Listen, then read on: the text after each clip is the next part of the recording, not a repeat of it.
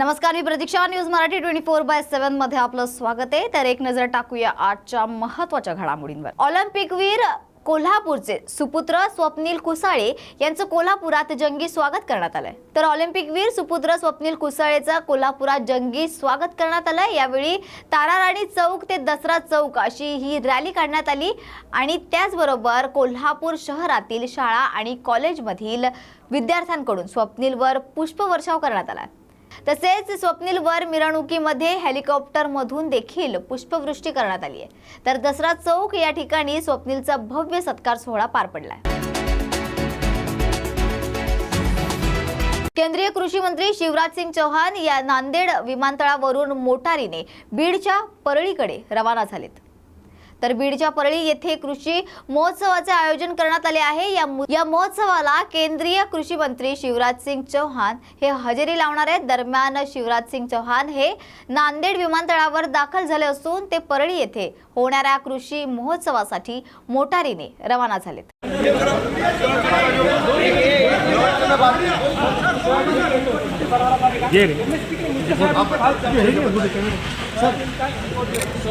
अपन आयात करें उसकी वजह से 3,900 में मार्केट सपोर्ट प्राइस मिलने के लिए आपने जो बात करी वो पूरे देश में अगर हुई तो पूरे किसानों का भला हो जाएगा. और आपकी उम्मीद है कि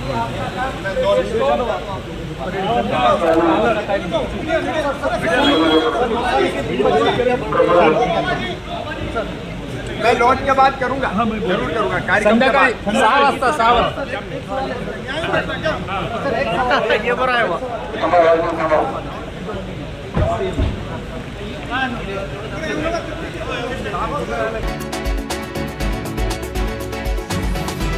महाराष्ट्र राज्य बाल हक्क संरक्षण आयोग अध्यक्ष सुशीबेन शहा यांची पत्रकार परिषद पार पडली. तर यावेळी त्यांनी बदलापूर प्रकरणावर देखील आपली प्रतिक्रिया दिली आहे. यावेळी सुशीबेन शहा यांनी महाराष्ट्र सरकारने क्राईम ब्रांचवर सेपरेट स्ट्रक्चर असायला पाहिजे. महिला आणि बाल कल्याण संदर्भात तिकडे काम केलं जाईल. चाइल्ड प्रोटेक्शनसाठी आणि महिला सुरक्षता स्ट्रक्चर असायला हवंय असं देखील सुचवलंय. आपण सगळे इथे उपस्थित झाले त्याच्यासाठी धन्यवाद. बदलापूरसाठी आजची प्रेस कॉन्फरन्स आहे. काल मी स्वतः तिथे गेली होती आणि आमच्या बरोबर माननीय शिक्षण मंत्री दीपक केसरकरजी पण उपस्थित होते. अत्यंत लाजिरवाणी आणि नंदनीय तशी गोष्ट आहे. आणि जेव्हा मी तिथे उपस्थित होती तर मी प्रिलिमिनरी सर्वे तुरंत इन्व्हेस्टिगेशन सुरू केला. आपले आदरणीय एकनाथराव शिंदे साहेबांनी सीएम सरनी SITच्या गठीत केलेलीच आहे.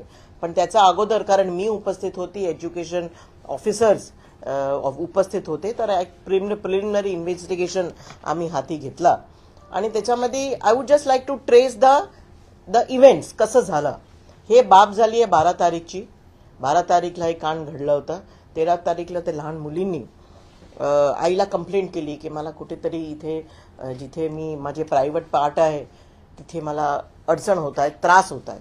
आईनी प्रायव्हेट हॉस्पिटलमध्ये घेऊन गेली 13 तारीखला आणि तिथे त्यांना कळलं की असॉल्ट नक्कीच झालेला आहे. 14 तारीखला आई शाळेमध्ये गेली. हेडमिस्ट्रेसला कंप्लेंट केली की असं काही झालेलं आहे. हेडमिस्ट्रेसनी ते असं म्हणत आहेत आता की त्यांनी शासन प्रशासनला जे स्कूलचे जे शासन आहे त्यांचे मॅनेजमेंट आहे त्याला कळवलं होतं. आणि नॉट बिफोर 16th म्हणजे अ लॅप्स ऑफ 48 hours नंतर ते सगळं पोलीस स्टेशनला गेलं. जेव्हा पालक पोलीस स्टेशनला पोहोचले, आमचे वुमन अँड चाइल्ड ऑफिसर तिथे उपस्थित होते, CDPO तिथे उपस्थित होते. 11 तास लावले FIR करायला. मला कळत नाही का बरं असं.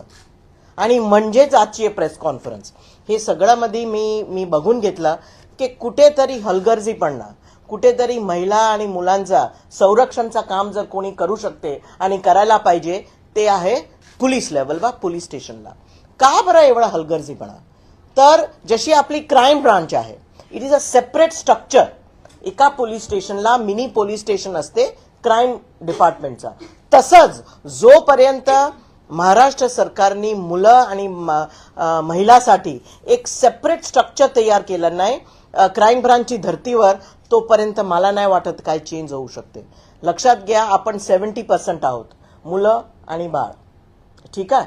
आणि त्याच्यासाठी एक सेपरेट स्ट्रक्चर. का बरं सेपरेट स्ट्रक्चर? कारण ते जे सिस्टम असते, ते जे स्ट्रक्चर असते, त्याला मुनी पोलीस स्टेशन आपण म्हणू शकतो.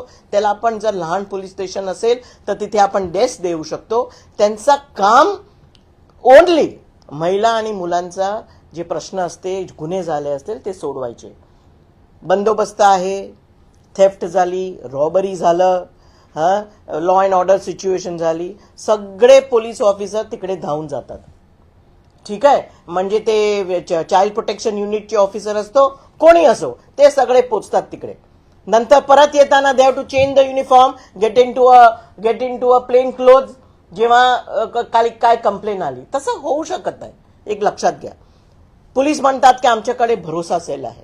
भरोसा cell is an outreach program आणि सगळं महाराष्ट्रभरमध्ये ते लागू नाही आहे.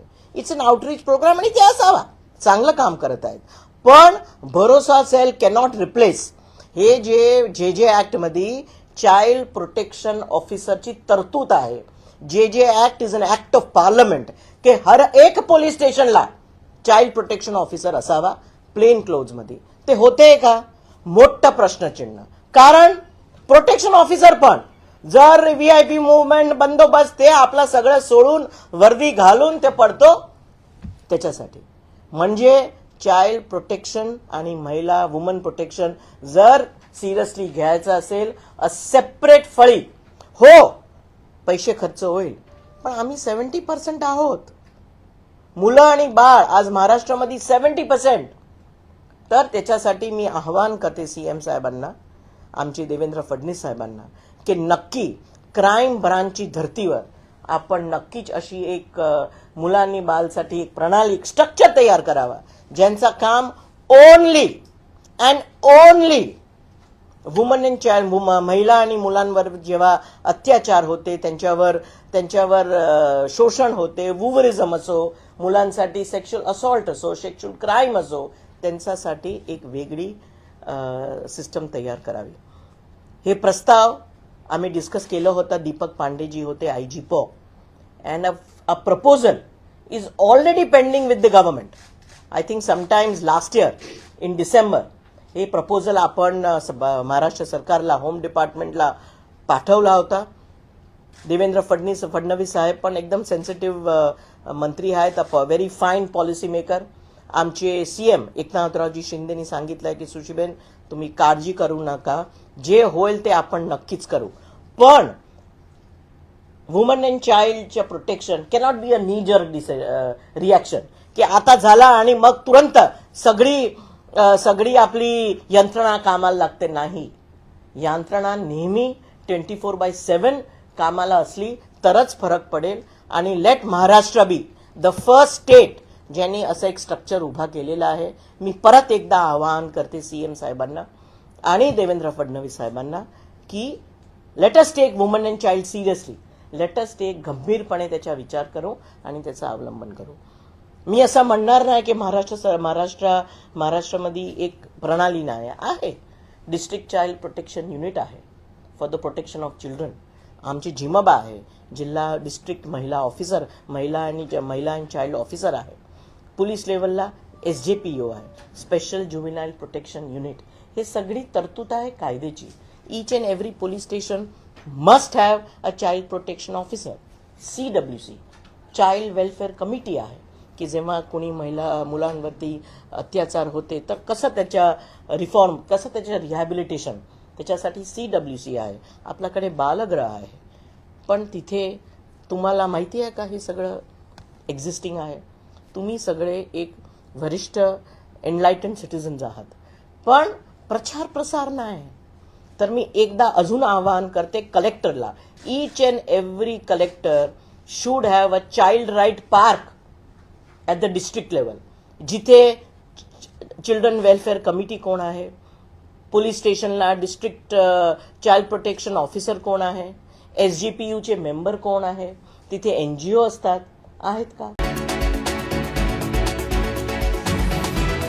येवलात खड्ड्यातील पाण्याचे जलपूजन करून अंघोळ करत मनसेने आंदोलन केलंय. तर येवला शहरातील अनेक रस्त्यांवर खड्डे पडले असून यात पावसाचे पाणी साचले असल्याचं याकडे नगरपालिका प्रशासन तसेच संबंधित विभाग दुर्लक्ष करत असल्यानं यावेळी मनसेच्या वतीनं लक्ष्मी आई माता मंदिर ते नागड दरवाजा रोड या नांदगाव रोडवरील मोठमोठे खड्डे पडले असून या खड्ड्यांतील पाण्याचे जलपूजन करत आंघोळ करून पाण्यात नारळ वाहत मनसेने गांधीगिरी पद्धतीने आंदोलन करत प्रशासनाचे लक्ष वेधण्याचा प्रयत्न केलाय. आज महाराष्ट्र नवनिर्माण सेनेच्या वतीने येवले शहरामध्ये बऱ्याच प्रमाणात मोठे खड्डे झालेले आहे. या खड्डे संदर्भात महाराष्ट्र नवनिर्माण सेनेच्या वतीने 12 तारखेला येवले नगर परिषदेला निवेदन देण्यात आलेले होते. त्या निवेदनात आम्ही सांगितलेले होते की येवल्यामध्ये मोठ्या प्रमाणात खड्डे झालेले आहे, हे खड्डे त्वरित बुजवण्यात यावे. तरी देखील नगरपालिकेने त्याची दखल घेतली नाही. त्या संदर्भात महाराष्ट्र नवनिर्माण सेनेकडनं एक अनोख्या पद्धतीचे एक आंदोलन करण्यात आलेलं आहे, जेणेकरून नागरिकांनी यामध्ये पाणी भरावे, लागल्यास कपडे धुवायचे काम असेल तर कपडे धुवावे आणि नगरपालिकेचा निषेध म्हणून आज महाराष्ट्र नवनिर्माण सेनेच्या वतीने येवल्यात अनोखे आंदोलन करण्यात आलेले आहे. तसेच आमच्या कार्यकर्त्यांनी याच्यात आंघोळ देखील केलेली आहे.